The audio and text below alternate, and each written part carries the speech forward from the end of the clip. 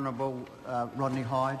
Thank you, Mr Speaker, and let me first acknowledge the Honourable Leanne Darzel, whose work this is actually, and I'm carrying it on. And one of the things that you notice as a minister is how much work is set up and carries from one government to the next. And I've been the fortunate beneficiary of Leanne Darzel's efforts. So thank you for that. To that member. The Regulatory Improvement Bill proposes... No, I admit to the Honourable Ross Robertson that Leanne Darzel set a very high bar, and I'm working hard to match her efforts in this area. The Regulatory Improvement Bill proposes to give effect to the Government's objective of improving the regulatory framework and reducing the compliance burden on business. As you'll appreciate, the bill is an omnibus bill introduced under Standing Order 264A, now 259A, which contains a number of small but important amendments to legislation. These amendments were identified as part of the 206-207 Quality Regulation Review. This is the first bill of this nature aimed at making it easier to do business in New Zealand by removing red tape and unnecessary bureaucracy, something that we all in the House agree with. The bill covers a diverse range of policy areas and pieces of legislation, but are all aimed at improving regulatory frameworks and reducing the compliance burden on business. Overall, these changes address regulatory duplications, gaps, administrative errors and inconsistencies between different pieces of legislation, which collectively create unnecessary compliance costs and uncertainty for business. The bill provides a vehicle to progress these issues in an efficient and effective manner. The first change is to the Companies Act 1993, Part 1. The purpose of the changes to the Companies Act is to reduce compliance costs and align the obligation for companies to appoint an auditor with changes to the Financial Reporting Act 1993 that have been made recently. The bill provides that these companies can opt out of the requirement to appoint an auditor through a unanimous resolution of shareholders in the same way as other companies that are not required to file audited financial statements with the registrar. We've also made changes to the Conservation Act 1987, Part 2. The purpose of these changes to the concessions provisions of the Conservation Act 1987 is to reduce cost and administrative burden and to ensure efficient, contestable processes can take place. The changes will ensure the process of obtaining concessions over public conservation land is more efficient. The three changes are: 1, to enable licences to be granted for up to 10 years without mandatory public notification; 2, to increase the maximum term for permits from 5 to 10 years; and 3, to prevent persons making applications for concessions where the Minister has already initiated a tender process for that activity. These changes will assist a wide range of businesses operating on public conservation land. These changes, and this is an important point, these changes are not part of the proposal to allow mining on public conservation land. Mining on public conservation land requires an access arrangement under the Crown Minerals Act. Concessions are not required for activities covered by the mining permit. Only in some cases where there are ancillary activities not covered by the mining permit is a concession needed. The next legislation that's changed is the Design Act 1953, Part 3. The purpose of the Designs Act 1953 changes is to ensure the policy intent of the Act can be more efficiently and effectively achieved with minimum necessary compliance cost. The bill allows for the restoration of lapsed design registrations and abandoned design applications. The first SOP relates to this part. We then have the Fisheries Act 1996, Part 4. The purpose of the amendments here is to create a statutory process whereby commercial fishers who have inadvertently incurred deemed value debts can have the debt reviewed. The bill provides for the Chief Executive of the Ministry of Fisheries to consider requests from commercial fishers for catch balancing relief, provided that set criteria are met. We have the Gas Act 1992, Part 5. I remember Honourable Leanne Darzel, she remembers this one well.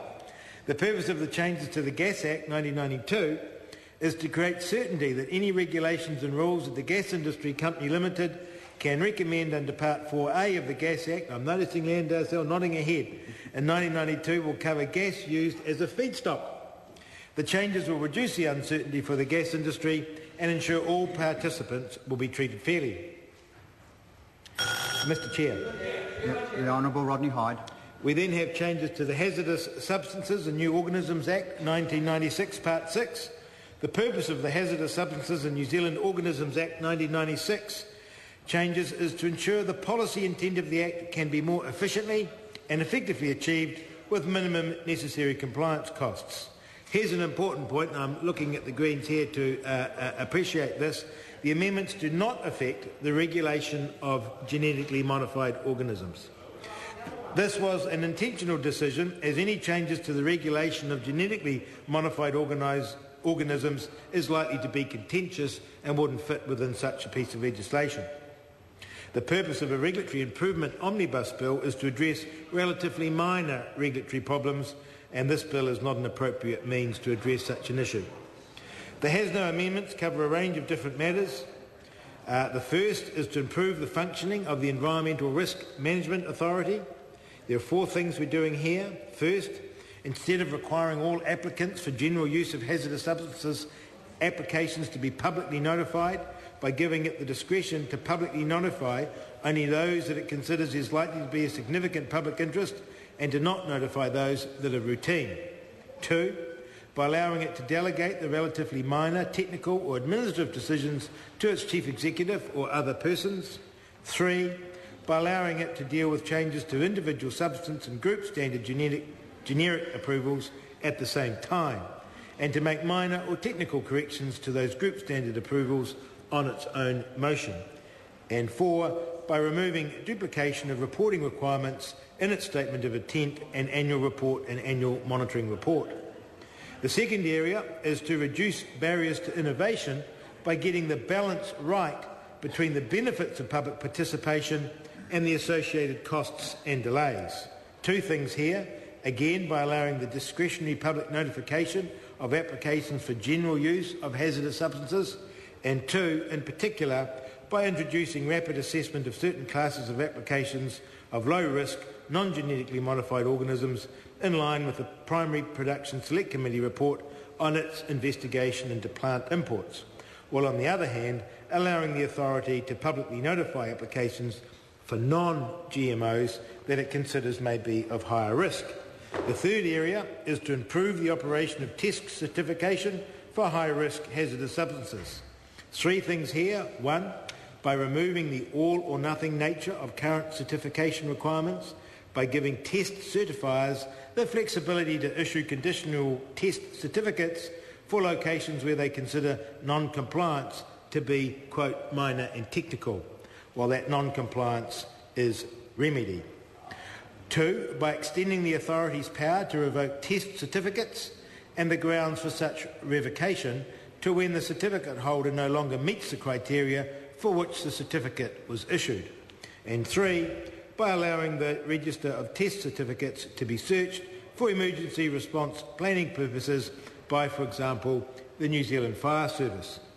The 4th area of improvement is to bring increased clarity to HASNO compliance and enforcement by improving alignment with other legislation. Here, there are 3 things. 1, by empowering Biosecurity New Zealand to recover costs of new organism conditional release approval, compliance and enforcement under the Biosecurity Act.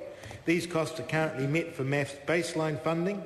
The amendment proposes MAF with the incentive to fully identify the costs and develop an efficient monitoring system and cost structure as it does already for the new organism containment approval, compliance and monitoring. 2, by aligning times to lay information, they make the new organism provisions consistent with those in the Biosecurity Act and the Hazardous Substances provisions consistent with those in the Health and Safety in Employment Act. 3, by further aligning the Health and Safety Employment Act and HASNO Act enforcement responsibilities to minimise duplicate inspections. The 5th area is to keep the HASNO regulations and other instruments up to date by allowing amendments and updates to material incorporated by reference to take effect by notification by the Minister or the authority in the Gazette. The HASNO regulations refer to a large number of standards and similar technical documents. However, the material incorporated is fixed in the form it was at the time of incorporation. This creates unnecessary complexity and confusion for users when such material